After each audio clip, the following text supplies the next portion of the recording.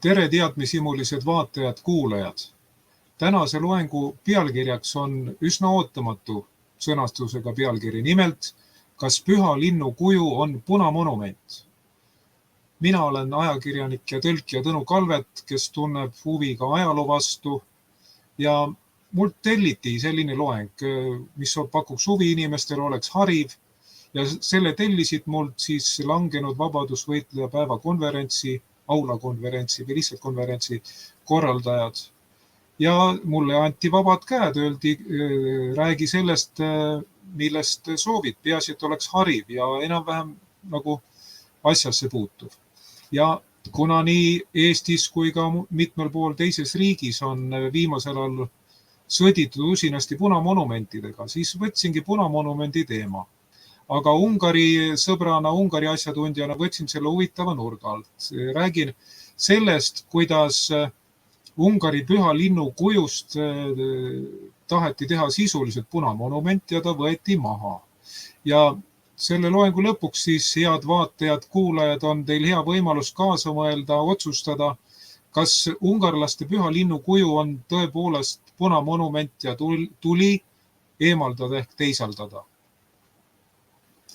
Pühaks linnuks, kes võrdsustati punamonumendiga, on nimelt ungarlaste püha lind, kelle nimi on Turul.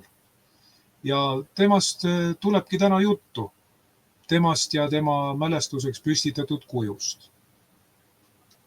Siin on see lind, ta on kotkaline ja see kuju, mida kõik praegu näevad, ta on Ungarist pildistatud, kuid tänases saates tuleb juttu või loengust tuleb juttu Turuli kujust, mis oli Taga-Karpaatias Munkači ehk Mukačevo linnas ja mis võeti maha kui punamonument või kui punamonumendiga võrdsustatud ebameeldiv monument. Aga selline kotkaline on siis ungarlaste püha lind Turul. Ja nagu Eestis, nii ka Ukrainas käib alates 2022. aastast äge võitlus kõige nõukoguliku ja veneliku vastu. Ja selle võitluse käigus on siis eemaldatud palju punamonumente ja ka Vene tsaaririigi ehk siis Vene keisririigi ajast pärit monumente. Ning 13. oktoobril 2022 eemaldasid Ukraina võimud Taga-Karpaati oblasti suuruselt teises linnas Munkačis ehk Mukačevos hoopis Ungari püha linnu kuju. Linnu nimi on Turul ja ta kuju asus kohalikus linnuses. Linnu kuju asendati seal Ukraina väikese vapi kujutisega ehk siis kolmhargi kujutisega. Ja siin pildil on siis näha Munkači ehk Mukačevo linnust ja selle ees olevat või õigemini nüüd juba olnud Turuli kuju. Siin on seda kuju ja linnuse osa näha veel teise nurga alt, ülevalt poolt, selline suur lind, suure samba otsas, vana keskaegse linnuse õuel või ees. Ja veel teise nurga alt on näha linnust ennast ja tema ees olnud sammast, kus asus kuju. Ja siin on see sama linnus ja tema juures olev sammas juba näha ilma Turuli kujuta. Pärast seda, kui ta oli eemaldatud pealtnägijad, kohalikud elanikud, ka ajakirjanikud, kes olid sinna kogunenud, need ise pildistasid. Ja siin on siis see kuju, mis pandi Munkači ehk Mukačevo linnusesse ungarlaste püha linnu kuju asemele. Ja see on Ukraina sümbol, kolmhark, mis esineb Ukraina väiksel vapil. Ning tuleb nagu uurida, mis seos üldse leiti olevat siis sellel Munkači ehk Mukačevo linnuses asunud Ungari püha linnu kujul punamonumentidega. Vaadakem siis pidepunkte. 1896. aastal ehk siis samal aastal, kui toimusid Ateenas esimesed nüüdisaegsed suveolümpiamängud, tähistas Ungari riik oma 1000. sünnipäeva. Ja siis selle raames siis pandigi esimene Turuli kuju Munkači ehk Mukačevo linnuse alale. Esimene kuju sellepärast, et pärast nõukogulased eemaldasid selle ja sulatasid ära ja praegune kuju, mis eemaldati, on juba teine. Aastal 896 kuni 1920 kuulus Taga-Karpaatia Ungari kuningriigi koosseisu. Ungarlased on seal põlised elanikud koos rusiinidega. Aastal 1917 teatavasti toimus Venemaal Nõukogude riigi tekke, suur sotsialistlik oktoobrirevolutsioon ehk siis mõned ütlevad ka oktoobripööre. Ja tekkis Nõukogude riik ja teoreetiliselt saab rääkida punamonumentidest siis alates 1917. aastast. Seda Nõukogude Venemaa piires. Aga nagu teada, Taga-Karpaatia kuulus kuni aastani 1920 Ungarile, seega seal ei saanud punamonumenti olla. Ainult üks võimalus, teoreetiline võimalus oli, sest aastal 1919, 21. märtsist kuni 1. augustini oli Ungaris Nõukogude vabariik. Siis oleks teoreetiliselt saanud panna punamonumente mitmele poole, sealhulgas ka Taga-Karpaatias, vähemalt osale sellest. Ja aastal 1920 kuni 1939 Taga-Karpaatia oli Tšehhoslovakkia koosseisus. Aastatel 1939 kuni 1945 ehk siis teise maailmasõja ajal Taga-Karpaatia kuulus uuesti Ungari kuningriigi koosseisu. Ja milliseid ajaloosündmusi saab veel kasutada pidepunktidena, kui tahta uurida Munkači ehk Mukačevo linnuses asunud Ungari püha linnu kuju seost punamonumentidega. Ja nimelt, aastatel 1944 kuni 1945 toimus Taga-Karpaatias Nõukogude okupatsioon. Nõukogude armee hõivas selle, aga ametlikult ei olnud seda veel Ungari ehk siis Tšehhoslovakkia küljest eemaldatud. 1945. aastal suve keskpaiku 29. juunil siis Tšehhoslovakkia ametlikult kinkis Taga-Karpaatia Nõukogude Liidule. Ning umbes pool aastat hiljem, ehk siis 1946. aasta 22. jaanuaril Nõukogude Liidu juhtkond arvas Taga-Karpaatia Ukraina Nõukogude Sotsialistliku Vabariigi koosseisu.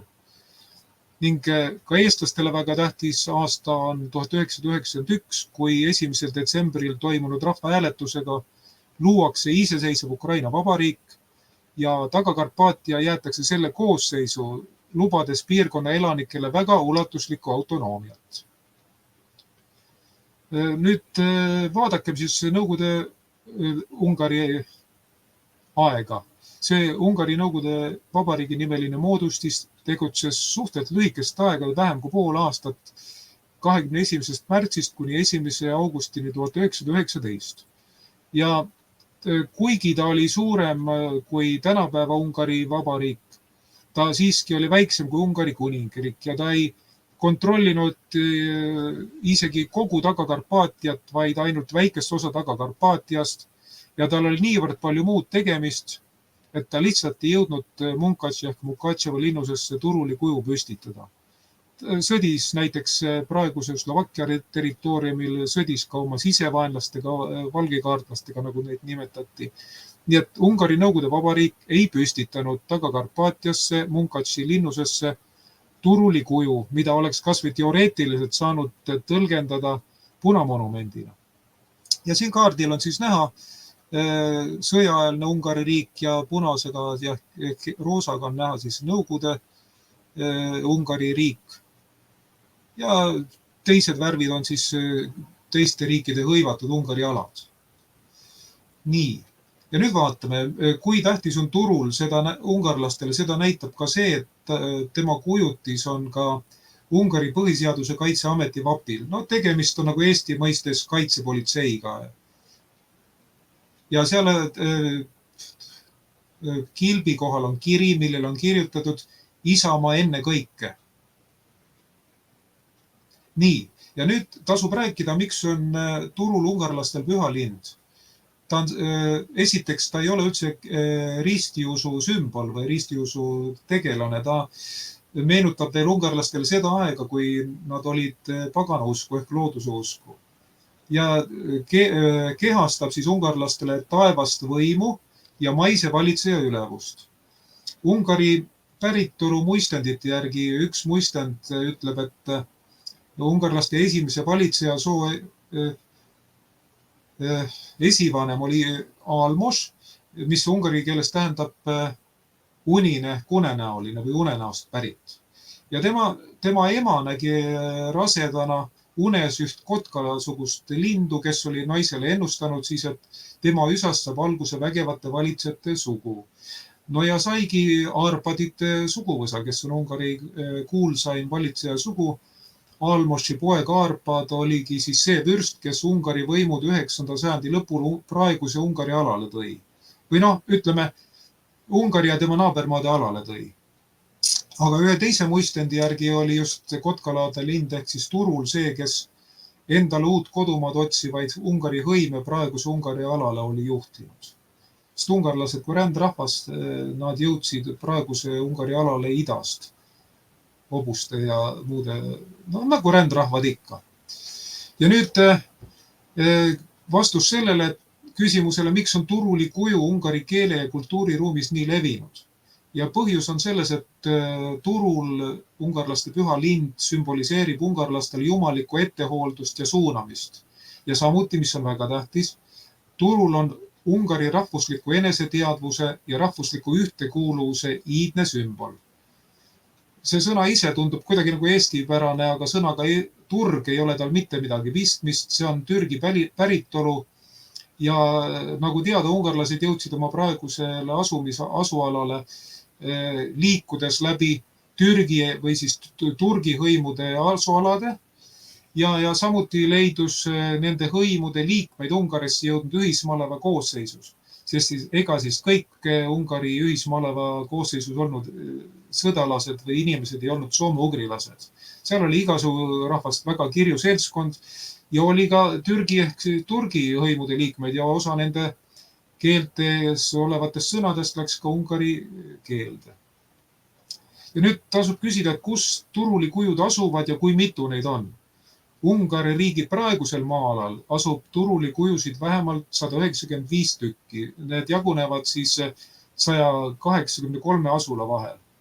Aga Ungari riigi ajaloolisel maa-alal, see tähendab sellisel, nagu ta oli kuni aastani 1920, asub veel vähemalt 69 Turuli kuju, sealhulgas Taga-Karpaatias 5. Ja Turuli kujud ei ole alati kõik kivist või metallist. On ka näiteid puukujude kohta ja siin on huvitav näide, kuidas 2020. aasta oktoobris avati Põhja-Serbias Bačkerteši asulas kohaliku kiriku õuel üks puukuju. Seal oli teinud kohalik kujur ja siis kohalikud inimesed olid rõõmsalt kohal, pidulikult avasid. Selle huvitav on muidugi see, et kuigi Turul on paganlik sümbol, siis ungarlased, kes on suured kristlased, nemad paigutasid selle kuju kiriku õue ja pidulikult vist isegi kirikuõpetaja juuresolekul avasid selle, pühitsesid sisse. Ja nüüd tasub küsida, et kas Turuli kujusid on rüvetatud ja hävitatud mujalgi ja varemgi kui 2022. aasta oktoobris Mukatševas Taga-Karpaatias. Ja vastus on, et jah on. Ajaloolis Ungari maa-alal ehk siis praeguse Ungari riigi naaberriikides hävitati alates 1918. aastast kuni 1980. aastateni teadaolevalt 12 Turuli kuju, neist pooled Rumeenias. Ja nii hilja sellepärast, et Rumeenias oli tookord ju võimul diktaator Nicolae Ceausescu, kelle hüüdnimi oli küll Karpaatide geenius, aga kes ungarlastesse suhtus väga vaenulikult. Ja siis ongi tema tõttu, et suurem osa sellest poolest tosinast Rumeenias hävitatud Ungari kujust langes just tema võimuaega. Aga Slovakkia lõunaosast varastasid Slovakkia rahvuslased Turuli kuju ära veel suhteliselt hiljuti, 2005. aastal. Kusjuures mitte ühe kuju, vaid kõik. Seal oli 6 kuju, mis olid siis 6 osa või omavalitsuse maa-alal. Ja Slovakkia lõunaosas sellepärast, et seal elab ungarlasi praegugi üsna palju, nad elavad kompaktselt ja on selliseid piirkondi, kus ungari keelega tuleb paremini toime kui slovaki keelega. See on ka täiesti loomulik, sest ungarlased on ju Slovakkia põlisasukad. Nii, ja nüüd võtame uuesti ette Taga-Karpaatias Munkatši ehk Mukatševa linnas olnud Turuli kuju käekäigu kuni teise maailmasõja lõpuni. Kõigepealt 1896. aastal Ungari parlament otsustas riigi 1000. sünnipäeva puhul püstitada üle riigi 8 turulikuju, sealhulgas ühe Budapesti ja ühe Munkačisse. Skulptor Gyula Päzereedi valmistatud kuju paigutati Munkači linnuse mäele 33-meetrise obeliski otsa, nii et üsna kõrgele. Siis, kui Esimene maailmasõda sai läbi aastal 1920, Taga-Karpaatia läks Tšehhoslovakkia koosseisu. Taga-Karpaatia elanike arvamust ei küsitud, kuigi sellealase rahvahääletuse läbiviimise toetuseks jõudsid kohalikud aktivistid väga lühikese ajaga koguda 10 000 allkirju. Aga ei arvestatud, sest kardeti ilmselt, et tuleb vale tulemus rahvahääletusel ja siis arvati Taga-Karpaatia Tšehhoslovakkia koosseisu. 1924. aastal, see jääb hästi meelde, sest samal aastal oli Eestis detsembrimäss, muudeti Munkači linnus Tšehhoslovakkia sõjaväe kasarmuks ning otsustati turulikuju kõrvaldada, kuna leiti, et võitjariigi ehk siis Tšehhoslovakkia sõduritel ikkagi ei sobi marssida kaotajariigi ehk Ungari püha linnu kuju all, tema pilgu kuju all. Ja siis 1924. aasta detsembris saeti kujuda aluse küljest lahti ja tõmmati seejärel köiega alla ning jäeti vedelema vallikraavi. Ungari võimud soovisid saada maha võetud kuju endale, peeti ka läbirääkimisi selle nimel, kuid Tšehhoslovakkia võimud keeldusid seda tegemast. Ja siis kuni 1945. aastani oligi turulikuju Munkači linnusõu ühes nurgas. Ta oli täiesti olemas, lihtsalt oli sinna linnusõu nurka visatud. Aga kui linna vallutas Nõukogude armee, siis hakatigi käituma nõukogulikult selle kujuga. Linna vallutanud punaväelased sulatasid kuju ühes lähedases külas ümber ja kasutasid kujust saadud pronksi Munkači peaväljakule püstitatud punamonumendi otsas oleva viisnurga valamiseks. Nii et jah, võib öelda, et selles mõttes tõesti on esimesel turulikujul on seos punamonumendiga, kuna temast tehti punamonumendi osa. Aga turuli teisel kujul ei ole sellega mitte mingit seost. Aga vaatame edasi. Siin on pilt, kuidas Tšehhoslovakkia armee sõdurid poseerivad maha võetud turulikuju juures 1924. aasta detsembris, siis kui kuju oli maha võetud, sikutatud sealt oma aluselt. Nagu näete, kuju on päris suur ja sõdurid, kes on nagu hea näoga, kes on nagu kuidagi kahe vahel näoga, ega see nagu väga õige ei ole, kui püha linnu kuju maha võetakse. Väga nagu korralik inimene ei rõõmusta selle üle, ütleme nii.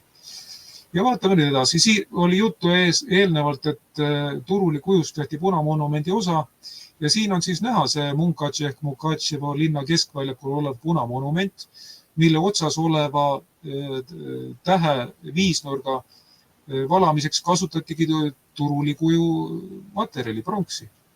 Nii et jah, siin on see punamonumendi kuju võtnud esimene turulikuju Munkači keskväljakul. Nii, aga nagu teada, tuli ka teine kuju, sest muidu ei oleks saanud ju 2022. aastal seda maha võtta. Ja nüüd siis räägin sellest, kuidas see turulikuju naasis Munkačisse ehk Munkačevosse. Ja 2008. aastal siis valmistati Munkači linnuse tarbeks uus turulikuju. See oli täpselt samasugune kui algne kuju, kaalus peaaegu tonni ja oli 2,5 meetrit kõrge. Selle kuju tiibade siru ulatus oli 6 meetrit, ta nokas olev mõõk kaalus 70 kilo. Kuju valmistamiskulu kattis oma taskust kohaliku päritolu Ameerika rikkuri Imre Paak, kelle suguvõsa oli pikki aastakümneid enda juures varjanud eelmise kuju mõningaid osi, mis siis õnnestus päästa. Ja need eelmise kuju osad paigutati uue kuju aluse sisse. Uue kuju valmistas kohalik Ungari päritolu skulptor Mihai Välein. Ja turulikuju taastamist pooldas innukalt ka tollane linnavalitsus. Samuti toetas seda mõtet tollane Ukraina president Viktor Jušenko, kes oli ühtlasi Imre Paaki sõber. Uus turulikuju avati Munkačis ehk Munkačevos pidulikult 18. aprillil 2008. Ja nüüd oli juttu eelnevalt Imre Paaki nimelisest rikkurist, kes on Taga-Karpaatiast pärit. Kes ta siis on? Ta sündis Munkačis ehk Mukatševas 1950. aastal ja ka 1970. aastate alguses läks õppima Leningradi ülikooli araabia keelt. Ning seal tutvus ühe ameeriklannaga, kes oli juhtumisi ühe suure panga esindaja Ida-Euroopas, Kesk-Ida-Euroopas ja abiellus ja siis kõigepealt kolis koos selle ameeriklannaga Ungarisse, sealt aga 1974. aastal USA-sse. USA-s sai võrdlemisi ruttu rikkaks, sest ajas seal kunstväetisäri ja metalliäri. Tema oli ka see, kes Kesk- ja Ida-Euroopas siis ostis kokku nii väetisematerjali kui ka metalli. Selle kaudu ta rikkus tuli.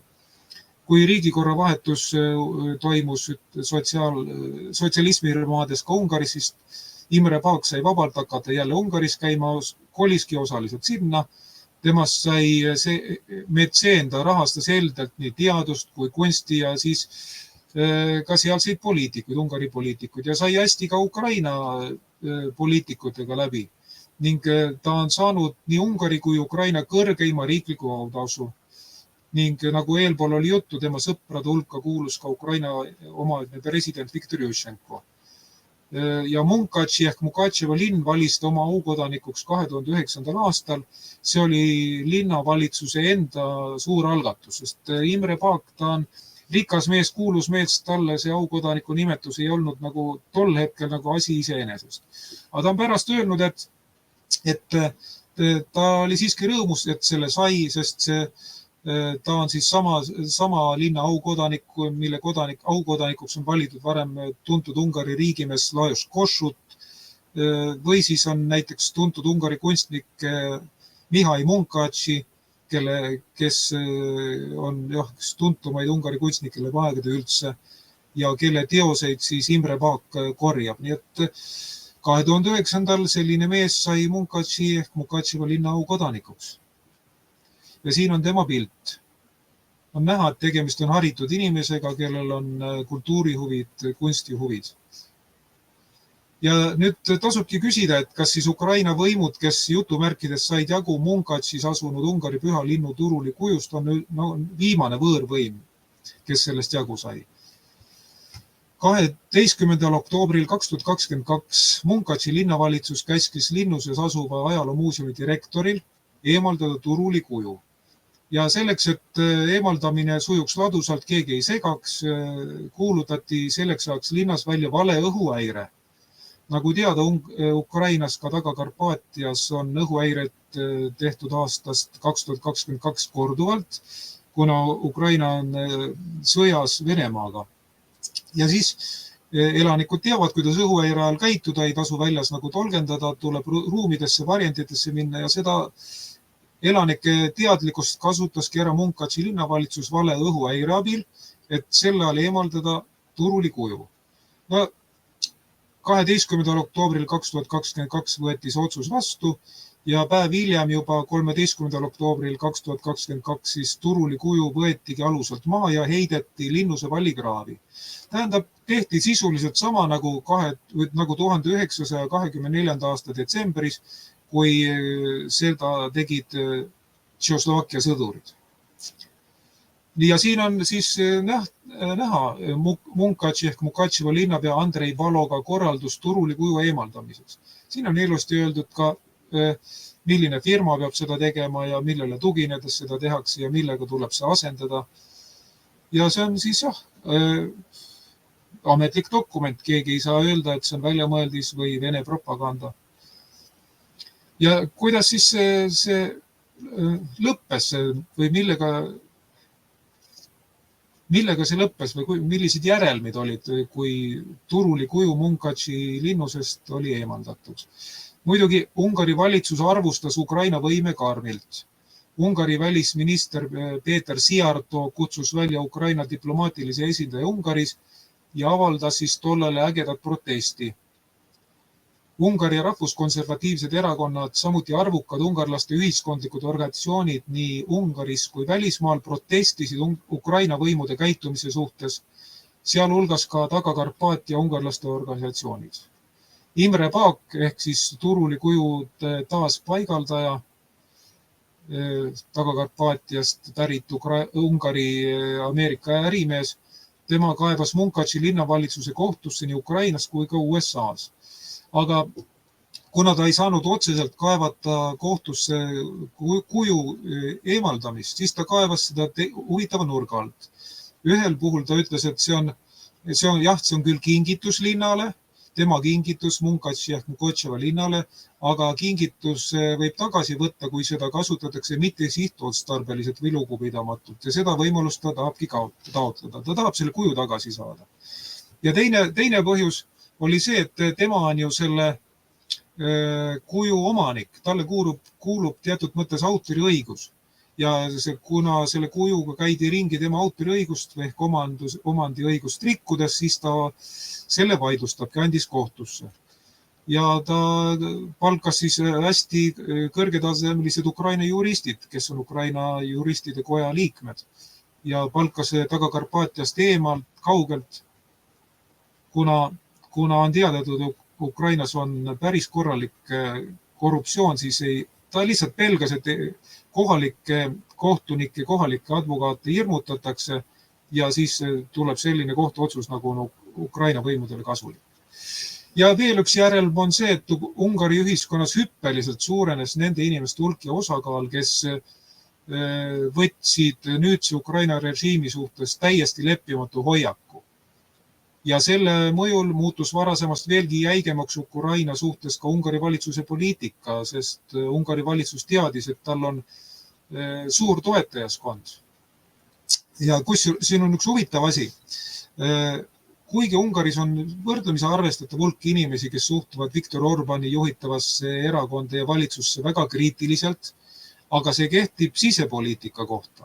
Näiteks üsna paljud Viktor Orbani valitsuse kriitikud on temaga välispoliitika koha pealt täiesti ühte meelt ja leiavad samuti, et Ungari riik peab sõjast hoiduma ja peab igati toetama oma rahvuskaaslasi ja kodanikke nii Taga-Karpaatias kui kõigis teistes Ungari naaberriikides.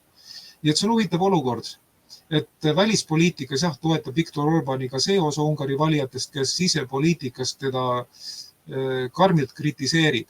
Ja see tuli ilmekalt välja ka 2024. aasta Europarlamendi valimistel, sest Ungari ametliku opositsiooni poolt hääletas tunduvalt vähem inimesi, kui arvata. Ja need inimesed, kes hääletasid, kes oleks nagu pidanud olema Ungari opositsioonierakondade valijad, nad hääletasidki Viktor Orbani poolt, sest neile meeldis, et Ungari praegune valitsus kaitseb välismaal elavaid ungarlasi ja käitub nii Ukraina kui ka muu välismaa suhtes sirgeselgselt. Ja nüüd lõpetuseks meenutan, mida tõotas Imre Paak või mida ta ütles 2023. aasta märtsis ühele Ungari ajalehele antud intervjuus. Ta ütles nimelt seda, et tõotasin oma vanemate haua juures, et Turuli kuju tõuseb Munkatši linnusetorni tagasi. Ja seda saab nimetada pühaks tõotuseks. Imre Paak on selline mees, kellel on süda õigel kohal ja kellel on nii tutvusi kui ka raha ja muid vahendeid oma eesmärkide teostamiseks. Ja kui püha linnu Turuli kuju oli Munkatši ehk Mukatševa linnuse juurest eemaldatud, siis läks nii Ungaris kui kaugemalgi läks ringlema selline pilt, kus on kujutatud seda kuju ja tema juures on ungari keeles kirjutatud Vissajõvök, mis eesti keeles tähendab siis tulen tagasi. Ja nüüd olemegi jõudnud selle loengu lõpuni. Igaüks minu vaatajatest, kuulajatest sai nüüd ise otsustada, kas Munkatšis ehk Mukatševas asunud Turuli kuju andis välja punamonumendi mõõdu või mitte ja kas oli tarvis ta nii kangesti sealt eemaldada 2022. aasta oktoobris või mitte. Ja kui meie hulgas on Ukraina sõpru või kui ka ei ole neid, siis kellel tekib nendega vaidlus, alati küsige nendelt, kas Ungari püha linnu kuju võrdub punamonumendiga.